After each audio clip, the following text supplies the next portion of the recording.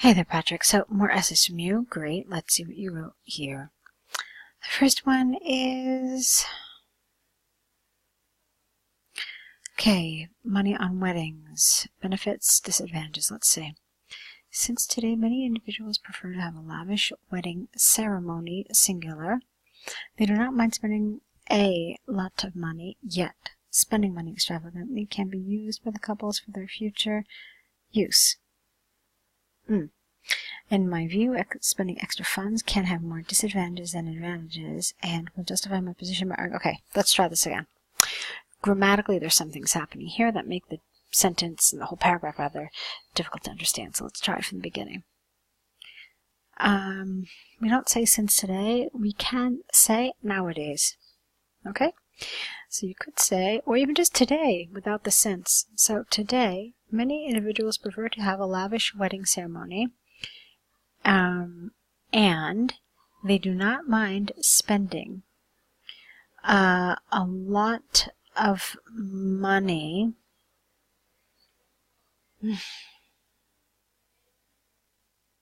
Okay, let me try it one more time. You know what I'm going to do? I'm not just going to correct it, but I'm actually going to try to improve and increase the level of grammar to make it a little more advanced, all right? So let's see what I do here. Today, many individuals prefer to have lavish wedding ceremonies and do not mind spending a lot of money doing so. Full stop.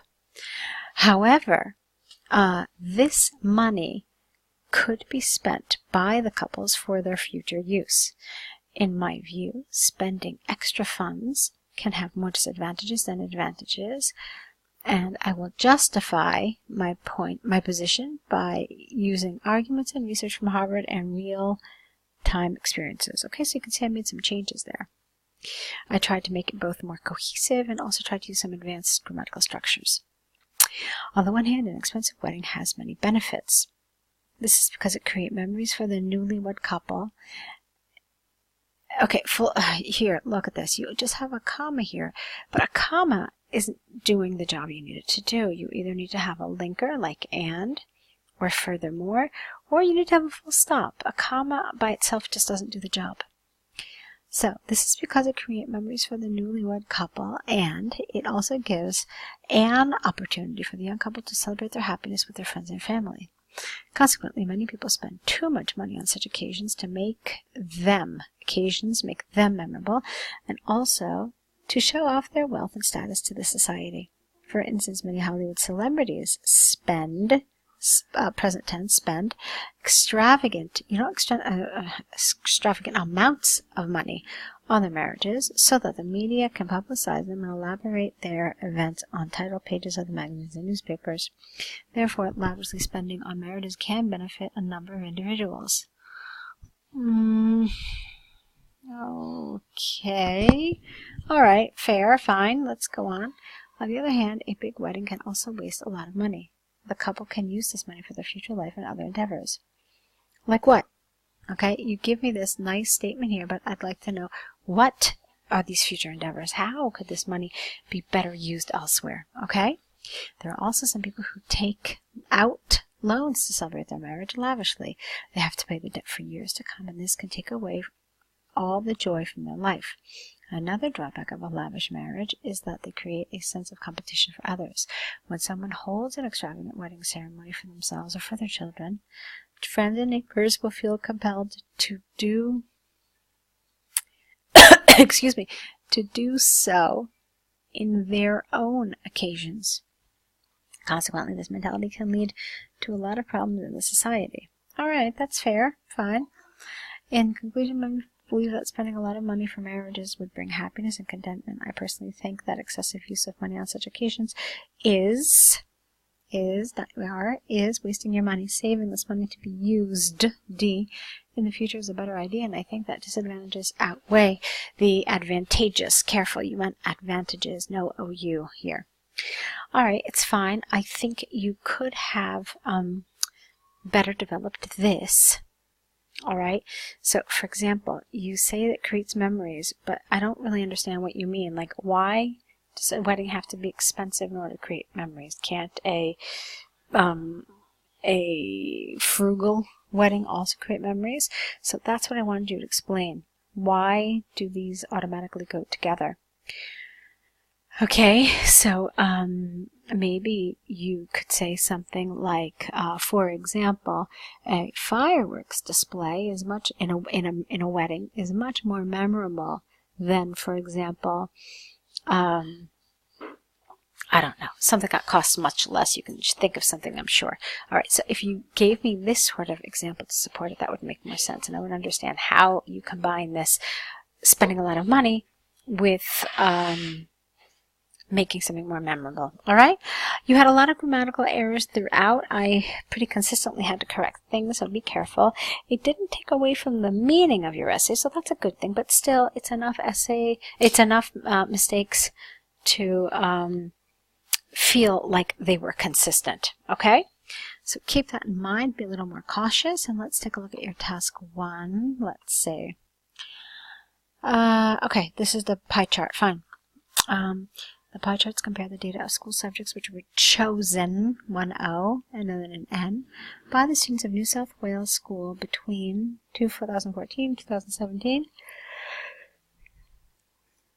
Overall, it is clear from the pie charts that the inclination toward geography remained the most popular subject for both years. I don't know if that's true, is it? You didn't include the graph. That would have been very helpful. But I don't remember geography being the most popular in both years. I thought something else took over.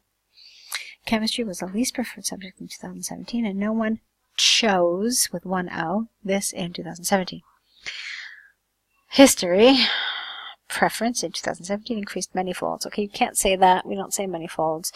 You could say, also, remember, I want to tell you something else that's really important here. You're getting into a lot of details. You already, in your overview, telling me about geography, telling me about chemistry, and telling me about history. So, my question to you is, what makes this overview different from a detailed paragraph? It doesn't really feel like an overview. So, your overview, remember, should just really show the overall trend of what's happening, the overall image that you get. So just don't go into so many details about so many different subjects, okay?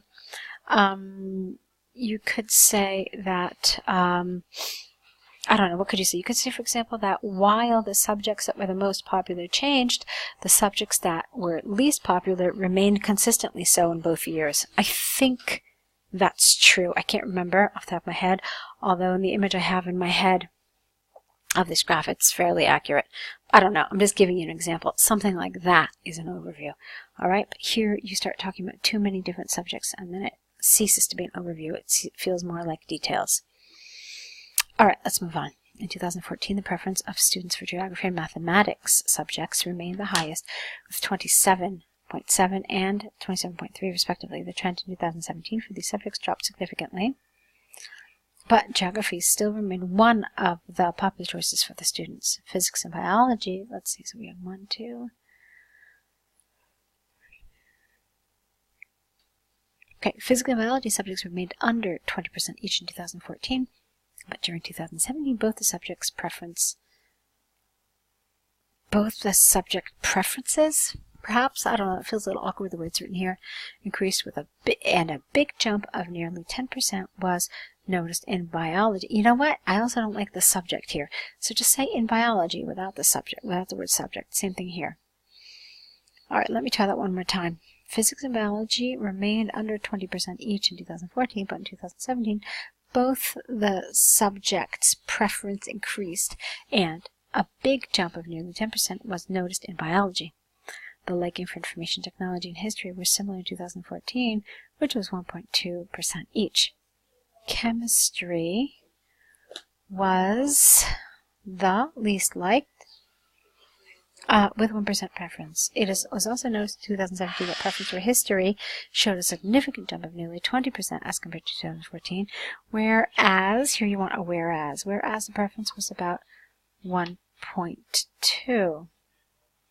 On the other hand, physical education was a subject which dropped to nearly half that of 2014 with 8.7%. Okay, so a couple of things here. I'm not really understanding the logic behind your order. All right. Now, what I've seen a lot of people do, everybody orders it a little differently, but some